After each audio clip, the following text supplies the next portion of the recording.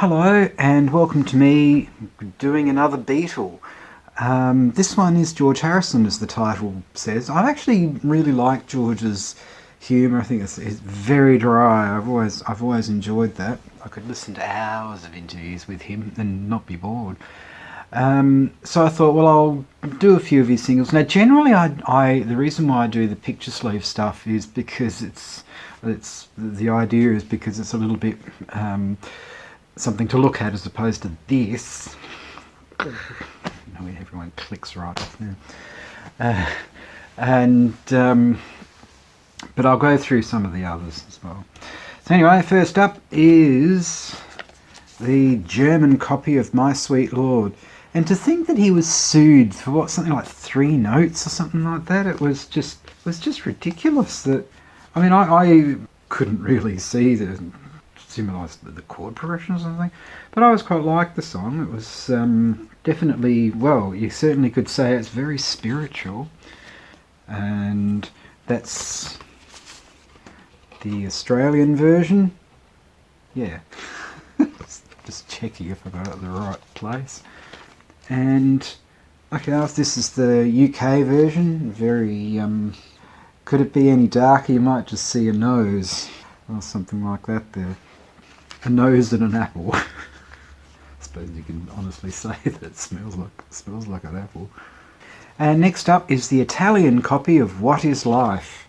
Looks very Disney, doesn't it? In case you're wondering, that's Italian for this is a very popular record. In case you thought it was something really dodgy or rude. I always liked the guitar intro to this. For me, it suffers a bit too much from that whole Phil Spector sound, though. It probably didn't really need that, but still enjoyed the song anyway. This is the Aussie version with somebody obviously needing to remind themselves of the title on top there. So what's that called? Apple Scraps? You got it around the wrong way. The green is the A side. And then we've got Bangladesh. So I'm flaring it just so because I'm not taking it out. Can't hold it up like a mirror. Something like that. In 1973, they decided, let's make the font a bit smaller. So they decided to make a smaller font for when you want him to give you love or something like that. Give me love, give me peace on earth. Nice sentiment even now. There's the sorts of things where you can play, and it's the sentiment can be 1973 or 2022 or whatever. Songs like this, the sentiment never ages. As opposed to the next one, which was Pilloried. My understanding is that it's one of his less liked ones. Ding Dong, or Ding Dong Ding Dong. And obviously for this, it's kind of got him cheekily looking over the thing there, like he's looking over a wall or something. And here is the German copy for it. Here we go, some picture again. What lovely hair. I like the flower in the hair. Well, maybe he wanted to go to San Francisco. Probably to get more than that one flower that's in there. Yeah, get a whole bunch. Then it would cover the entire cover, wouldn't it? But I remember when I first saw this clip, it was a bit, oh dear, what on earth is this? But no, I always enjoyed the song. Whether it's a Christmas song, I don't know. Some people seem to maybe have it as a Christmas song. I honestly don't know. But I can see how you would think of it as being one. I like on the flip side of it though, they're plugging the other Beatles albums though. That's pretty good. It's like, oh well, we've got George on front, so we better have Paul, Ringo, and John on the back. Probably convenient that they had albums at the time, I suppose. And speaking of pretty nifty visual covers, bit of Dark Horse there. This is one, it did suffer, and I think he put somewhere or wrote somewhere that it did suffer from his dodgy voice and referred to it as Dark HOARSE. I thought, yeah, it does. It actually does suffer from his iffy voice, which is a shame because I actually really, really love the song. But he could have re-recorded it, I suppose, but chose not to. And then Next up, we have George covered in badges with you. You just realised how that sounded. He's covered in badges with you. There'll be a few pricks there. And again, you've got the... where are we? Here we are. So I'd have to spin it around, wouldn't I? So there's a... It wouldn't be a video without me sort of dropping a record or sending it flying or something like that, would it?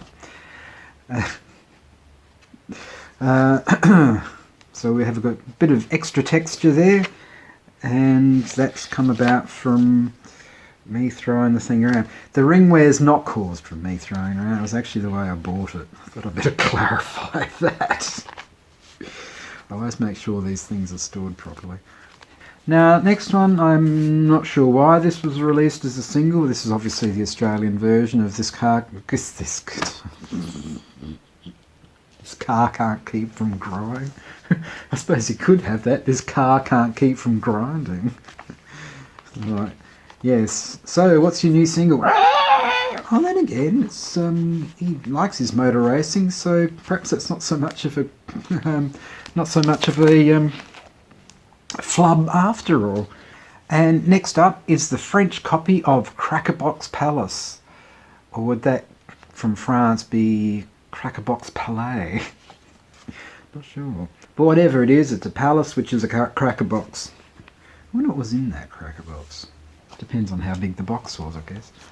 Whatever it is, it's a palace without a crackerbox. It all sounds rather crunchy, doesn't it? A crunchy crackerbox. That was me trying to crunch. It more sounded like something else. That's the Australian version. By this stage, these were what the labels looked like. But and once again, it was another one of his songs that I actually really did quite like. And next up is this song, which is his response to the He's So Fine, My Sweet Lord thing. And if you've ever seen the video, I think it's on YouTube still, check out the video. It's a great response to it. It really is good. But this was edited for radio, or this is edited for single, or whatever, because there's just slightly a bit more instrumentation on the LP. I suppose that's the thing where if you want to release it as a single, you chop a little bit out and then make it the extended version or something. Some artists did that, didn't they? You'd have the edited single, but the album version would be a 12-inch single, and yeah. But I think it's somewhat appropriate to finish up with Blow Away. So I'm going to do that now.